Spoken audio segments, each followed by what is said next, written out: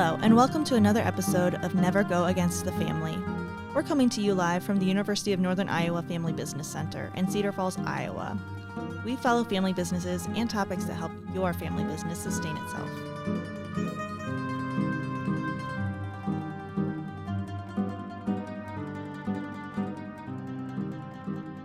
We are so excited today to welcome Lisa Daniel from Lodge. And some of you may recognize that name, especially if you're into cast iron cooking and you've been out and about. Lisa, welcome. Thank you for having me. I'm excited to be here. Awesome. So you are going to be joining us with your husband on August 21st for a session in which we are going to explore legacy and innovation and talk about you guys being Lodge fifth generation and what you've brought to that process. And then we also are fortunate you are going to launch our Leadership Women's Series, and that'll start in September.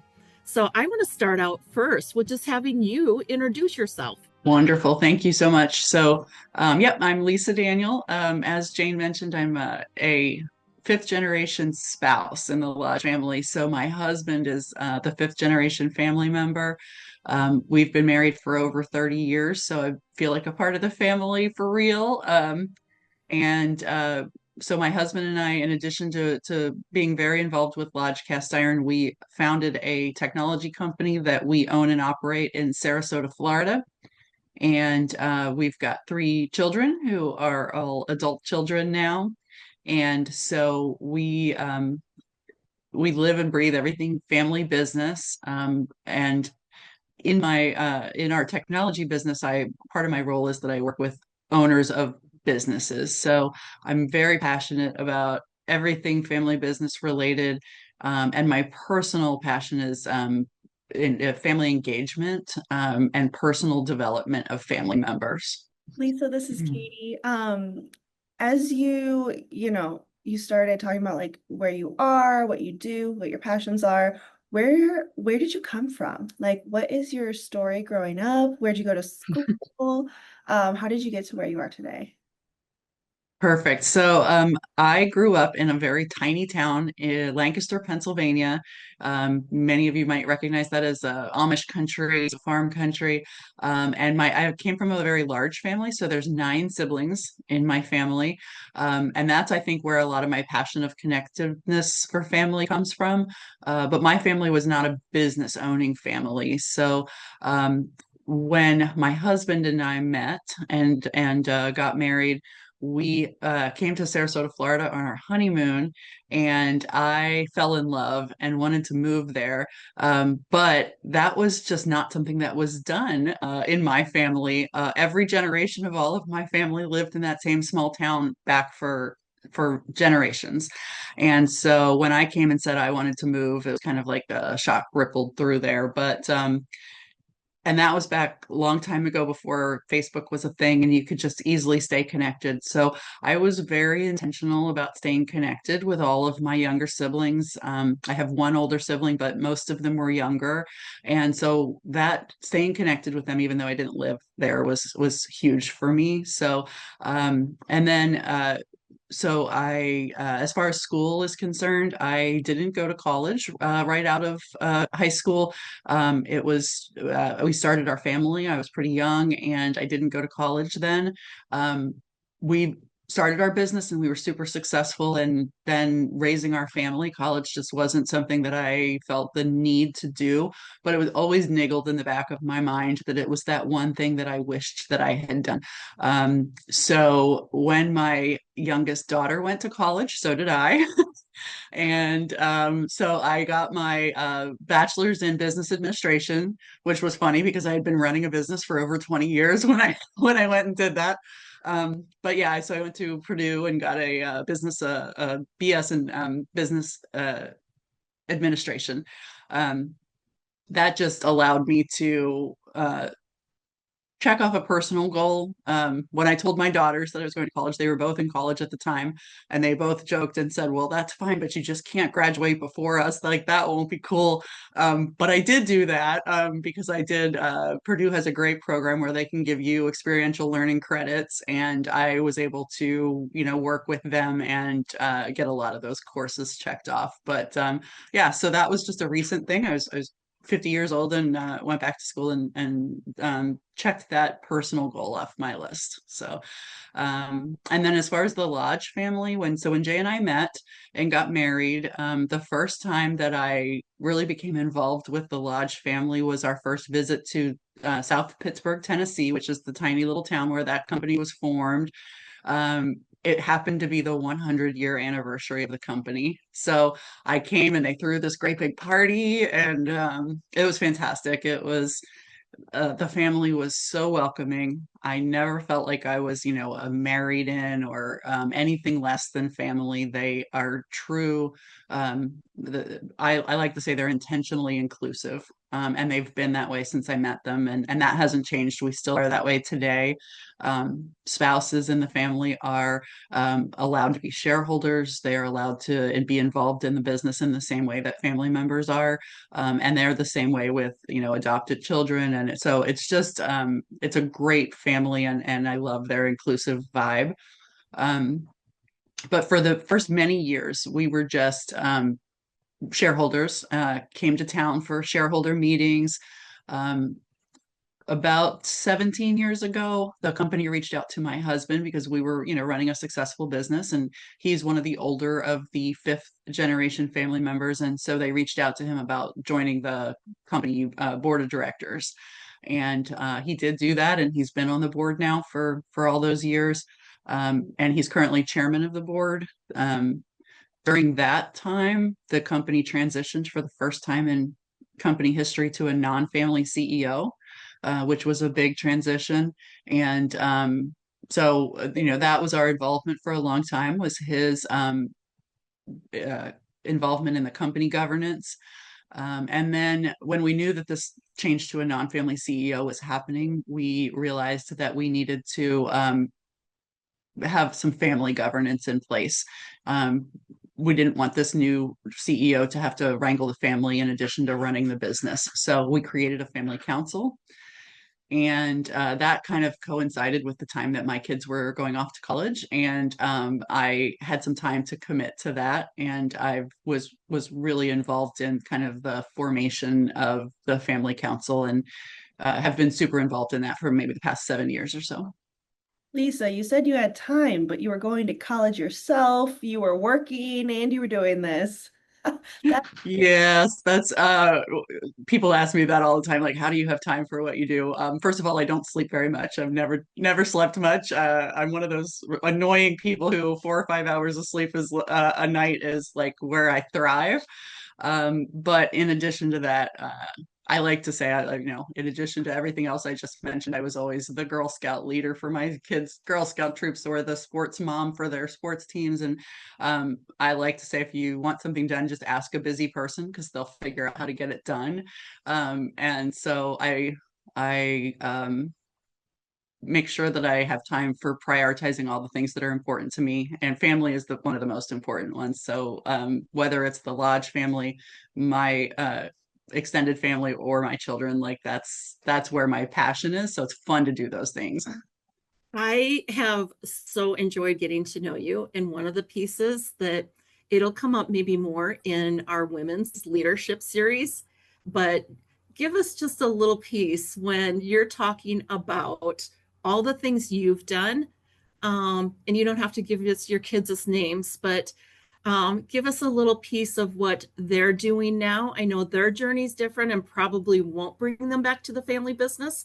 And we'll talk about that a little bit on one of the upcoming sessions. But I see a theme here, and it's like that role modeling that I love and want it to be a piece of the conversation that we do with the Women's Leadership Series, because I think oftentimes, we get focused on a lot of pieces. And this is a piece, when you were mentioning it to me, it just stuck with me. So talk a little bit about your kids. Well, if you ask me to talk about my kids, we'll be here for the whole rest of the day. But yes, I'm so incredibly proud of my kids, and we have three kids. The oldest is in his 30s now, and what's interesting about him is that when he was in his early 20s, he came to us and he wanted to come work at our business, our technology company. And, we attend conferences, we learn best business practices. And what we had heard was, you want your kids to go out and get experience somewhere else and then come back into the family business. And then there's a lot of really great research that shows that that's a great idea. For us, that was I now look back at it as a potential huge missed opportunity, because when we let him go, like his career has been stellar and we won't get him back. As a mom, personally, I'm super proud of him. He now he's a software developer is an easy way to say it, but he created a framework that a lot of major companies are using, and he speaks around the world, and he you know his path is not going to bring him back to our technology company and or to Lodge.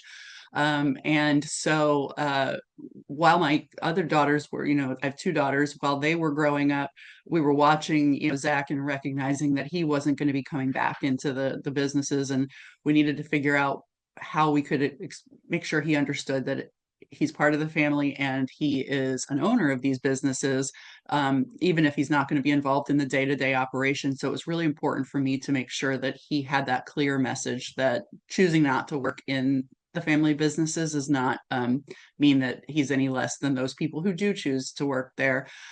So then my two daughters were coming up in their education, and we also, as a family, we like to work hard and play hard. So we've done a lot of things as a family. We always we're big race car fans. So the girls grew up, and our son grew up going to IndyCar racing, and my husband is a pilot, and he and a group of his friends here in our area. Built an airplane while the girls were little, and so they got to come and be the little hands that could get into the tight places and run the cabling in a small aircraft. We sail, so sailing, sailboats, and keeping an old sailboat running is always something we've done. And we like to say as a family, if you didn't have to sign a waiver, it wasn't worth doing. So the skydiving, the zip lining, all of the things. So that was the kind of childhood that they had. And we've raised our kids with the idea that nothing's off limits. If you want to do it, you can do it. And so um, our older daughter, she went to school for aerospace engineering, and she works at Blue Origin, which is the space company that Jeff Bezos owns. And out of college, her first project for them was the New Glenn rocket, which launched last year. That was incredible. She got to be part of that team, and to see a rocket that you built, be the first orbital spacecraft for Blue Origin was incredible. And then our younger daughter, she loved flying, so she got her pilot's license when she was 17, which is the earliest you're allowed to do that. So she soloed when she was 16, got her pilot's license when she was 17, and she fell in love with space as well. And we had taken them growing up. We went to rocket launches, and we went to Kennedy Space Center, which, if you've never been, go. It's the best. In fact, it was just ranked as the best tourist attraction in the United States. So we had been taking them there, but she also fell in love with space. So she went to school and got her aerospace degree as well, and she works for SpaceX. And so she has been out of college. Her first job, she works on the Dragon capsules. She works on she's a propulsion engineer, so she works on the engines for the Dragon capsules that are navigating the astronauts in space. And she just was assigned this week to the Starship team that are going to go try and figure out why they keep blowing it up. So she is into her own career too. So yeah, so they're not going to come back and work at my technology company. They're not going to come back and work in a day-to-day basis at Lodge. They're super passionate, all three of them, about their careers. And so it's important to us that they understand the fact that they can be included. They are included. They two of our kids are shareholders. Our family rule is that we won't pass shares to our children until they're 25, just so that they have a full understanding. So we engage them until they're 25 with the family in through the family council, talk about family legacy, family history. Our middle daughter turned 25 yesterday, so she doesn't know it yet. But when her dad arrives in town today, he's going to give her share certificate. So, yeah, so that it's a milestone for them. And so, um, we want them to understand that they have a responsibility to be an owner of these businesses, even if their careers and their day to day has them doing other things. Well, so excited to, in the upcoming sessions, be able to explore because you guys, as a model for other family businesses, are doing things right. So it's fun to see. And I know that didn't come overnight. And I know that it's come with a lot of collective minds. So we're going to have fun exploring that coming up here at another time with sessions. A little change of pace for a question. So the audience can't see this, but I got my Lodge cast iron pan with me today. What's your favorite thing to cook in your Lodge cast iron? So we ask the family members that all the time because we all have different answers, but my personal favorite is the newer version of the pizza pan. It's got no rim edges. So you can take your cast iron pizza pan, heat it up to like 500 degrees in your oven, get it nice and hot, make a homemade pizza on there, and then like slide it off onto a cutting board, without any drama. We do make your own pizza lots of times, and it's a great thing to do with a crowd. In fact, my mother's just celebrated her 75th birthday, and I went up to town in Pennsylvania to have a big party for that, and we ended up making she had it's like 50 people at her party, and we made 25 Lodge cast iron pizzas just in and out of the oven all day long. And we had a big topping bar so everybody could put whatever they wanted on their pizza. So that's my favorite piece. But on a day-to-day basis, I mean, I cook with my skillet pretty much every day. The good old standard 10-inch skillet. I love that. And now I'm going to have to try the pizza though. So that's on my weekend to-do list. One of the topics that, as I listen to you talk, working with your spouse becomes a whole nother element. We have a lot of our family businesses that the spouses work together. Do you have some thoughts on how you guys have evolved as you've gone through that journey together and where you're at compared to where you started? Yeah, sure. So Jay and I have worked together for our business has been over 25 years, and first of all, you gotta love each other because there are good days and bad days. So you gotta have a healthy dose of love and respect. So I he is the best person I know, and I wouldn't want to do it with anybody else. So you've got to have that base. And then another thing is like we each have our own lane that we know that we're in charge of, and we seek advice from each other, but we respect that. For example, at our business that we operate day to day, I operate with all of the customer service and finance, and all of those things fall under my purview. And he allows me to make decisions there and seek advice from him. On the other side, he handles the technical team and the stack and tools that we use, and I defer to him for his expertise in there. And so, working together, but making sure that it's clear, just as you would with anybody that you work with, you don't want to be stepping on each other's toes all the time. Similarly with Lodge, he is really focused on the business and the business governance, and that's what he's good at and he enjoys. He is, the one thing I talk about with him frequently, and he would blush if he was here, because but he is incredible at having the difficult conversations. I'm the kind of person, if something difficult comes up, I want to kind of change the subject and turn to something different. he's the person who says, nope, let's talk about this. Let's get it out on the table. Let's make sure that everybody's voice is heard. And so that's incredibly important when you're, talking about business related items. And he's much better at that.